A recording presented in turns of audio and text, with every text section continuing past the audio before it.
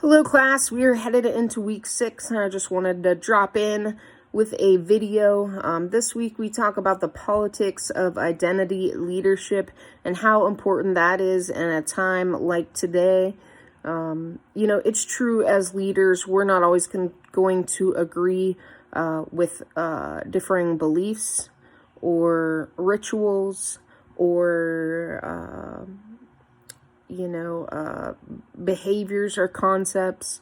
There might be some of you that are opposed to the taking a knee during the national anthem.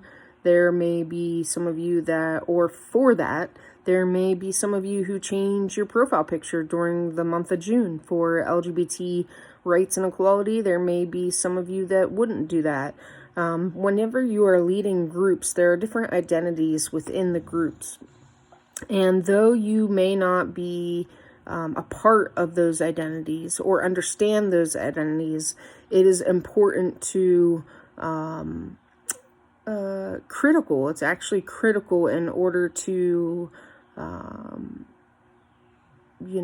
build that relationship with your group and instill a sense of trust, that we recognize how we all fit together and that we recognize our uniqueness and the things that make us who we are as a group. When I think about this example, I'm thinking about a book group I run.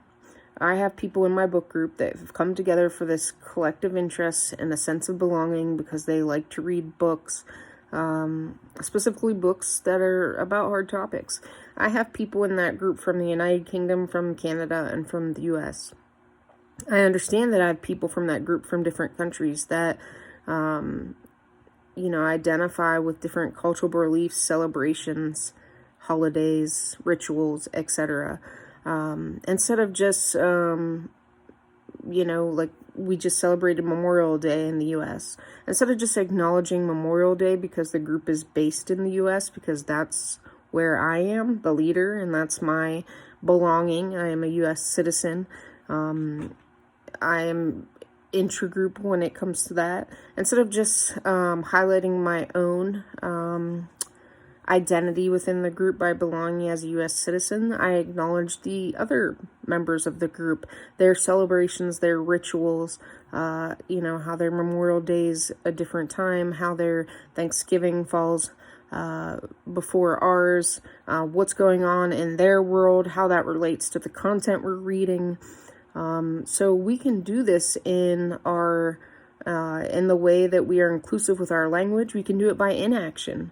We've seen that a lot over the past year, is that companies or organizations who have failed to stand up and take a stance is their stance. Their lack of communication or what is important is their stance. And so also inaction and silence can be a detrimental behavior in leading others or leading in a group. If we allow toxicity to happen in a group, if we allow discrimination to happen in a group, those types of things. And so we look at it this week, how leaders influence us and how identity shapes that influence. We will relate to some of the members of our group, but we won't relate to everybody in our group, which is good. Because we want a diverse group with diverse input and experiences and identities, that rich culture of the group, which is what makes, real creativity happen. So in the American sense, we might think of conservative or liberal or Republican or Democrat or white or Christian, and these different opposing groups. And so, we'll look this week about how we all fit together, despite those differences that fall within a American citizen, for example, Republican, Democrat.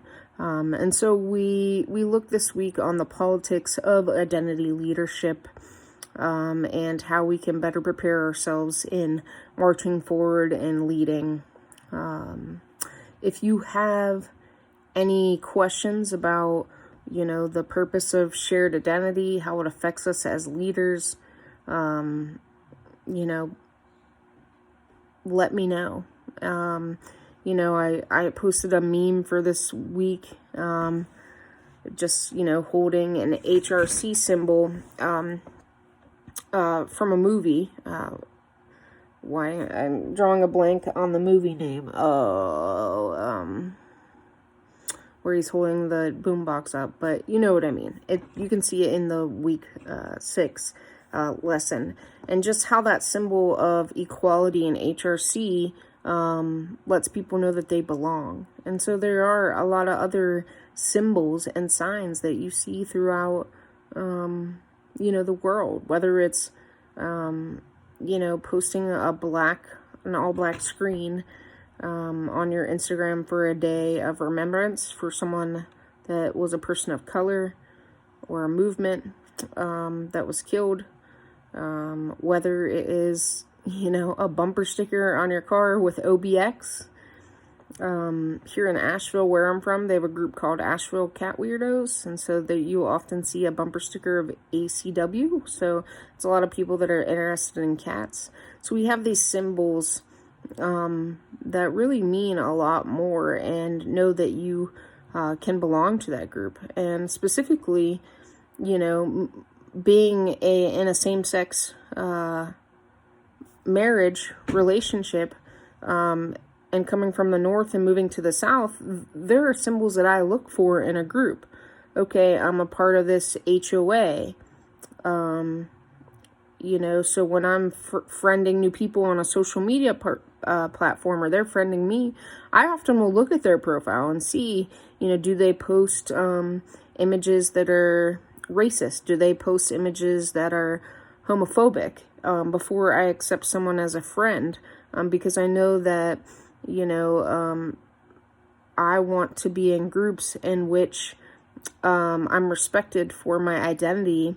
And just because we have a shared sense of belonging, i.e., we live in the same development, does not mean that specifically that I am respected or that my identity is safe.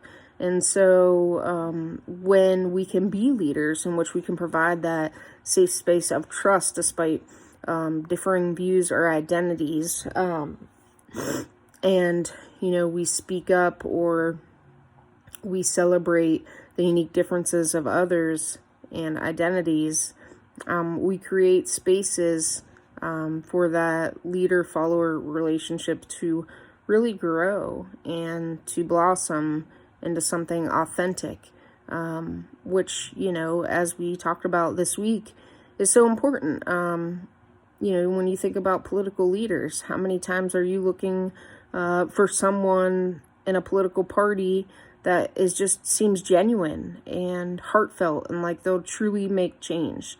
And so that's what we look for is, that rawness, that, while we belong, they also seem genuine when we look at politics. So I'm sorry if I'm rambling a bit. I'm just trying to break down some of the concepts. I know this book is a little bit hard to process and understand, and which we knew it would be, which is why we've taken the time to use the discussion forum post to maybe highlight some points that you weren't exactly understanding, and while we've been processing it from week to week. So I just wanted to share some thoughts on this week's content. You have a partner discussion forum this week. If you have issues getting a hold of your partner or meeting up before the initial post deadline, just shoot me an email and let me know. That's completely fine. I understand life and kids and family and busyness, and that navigating that balance is not always as easy as you'd hope. So feel free to reach out. Thanks for stopping in and checking out this video, and I'll see you soon. Take care.